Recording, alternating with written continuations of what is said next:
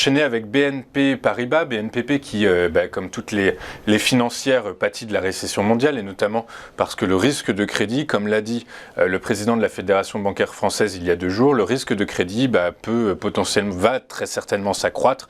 De ce fait, les provisions pour risque vont augmenter, ça va mathématiquement gréver les résultats, du coup les titres, les valorisations devraient baisser chez les financières. Voilà, c'est ça le risque, surtout que BNP, son PDG rassure en disant il y aura une croissance moyenne de 3,5% dans le long terme. Ce qui est tout à fait rationnel puisque quand on regarde la progression moyenne du titre depuis 10-20 ans, c'est 3,5%, 4%, 4,5%. Donc pour l'instant, d'après ce que l'entreprise projette, il n'y a pas de grand risque majeur de long terme. Mais effectivement, à moyen terme, du fait de la récession, il y a ce risque de réduction du résultat, des rentabilités. Et dans le cas de BNP, c'est très intéressant puisque la rentabilité de BNP, c'est 7 à 8%. C'est tout à fait gigantesque. Donc ça peut peut-être cacher l'idée aussi derrière que parmi les membres de BNP, les dirigeants de BNP, il y a une volonté de fournir de grands dividendes, parmi les dividendes les plus élevés du monde d'ailleurs, pour essayer de limiter la baisse du cours. J'étais revenu sur AXA il y a 15 jours ou un mois, et AXA effectivement a fortement rebondi. Donc ça prouve que quand même il y a des investisseurs sur les bancaires, notamment parce qu'il y a de bonnes rentabilités, ce qui en période de stagflation n'est pas négligeable. Mais effectivement, le risque de récession fait que mécaniquement, ça pénalisera ou non le résultat. Quoi qu'il en est, on est sorti justement de ce canal sur BNP qui est en rouge aussi depuis mars 2020. On est sorti à la baisse. Donc on avait un premier objectif court qui était plutôt au niveau des 44,50 € qu'on a désormais atteint.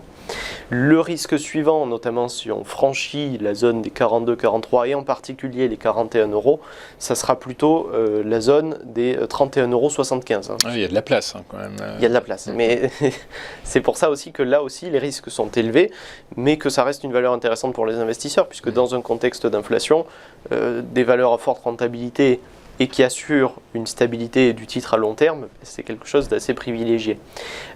Donc ce seuil, encore une fois, on retrouve les mêmes choses que sur le CAC 40. Il y a un support clé qui est difficile à franchir pour l'instant. Il faut espérer qu'on ne le franchisse pas dans les prochaines semaines.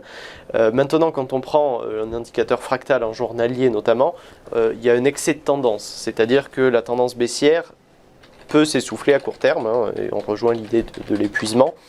Quoi qu'il en est, en hebdomadaire aussi, il y a éventuellement un signal d'entrée, mais on retrouve cette idée que si on sort de ce canal, on peut aller chercher bien plus bas.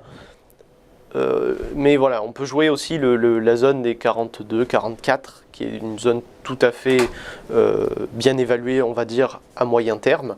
Et comme je disais, dans une optique de forte rentabilité, BNP, c'est quelque chose qui, pour l'instant, est tout à fait viable.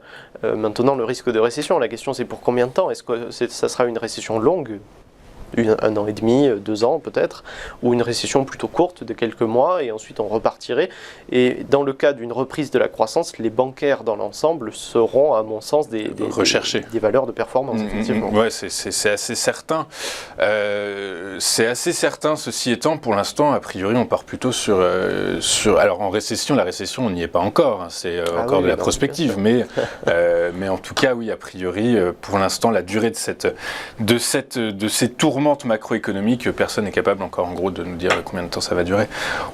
Donc j'ai pas compris, sur BNP Paribas, vous êtes plutôt haussier ou baissier du coup? Point d'entrée risqué là aussi. Point d'entrée risqué, d'accord. Éventuellement, si on confirme, alors notamment si on confirme le franchissement des 55, qui est un seuil clé, là on sera clairement en sortie de tendance. Mais on en est loin des 55.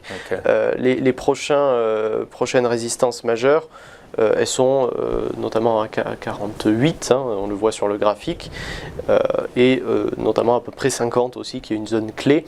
Donc si on refranchit ça, ça voudrait dire que voilà, on peut refaire un point d'entrée qui serait théoriquement moins risqué, et il faudrait réanalyser à ce moment-là, puisqu'on a cette résistance oblique en noir qui est dessinée. Quoi qu'il en est, voilà, on aura la réponse dans les prochaines semaines. Est-ce que la figure technique qu'on dessine peut-être aujourd'hui sera plutôt en sortie baissière ou haussière?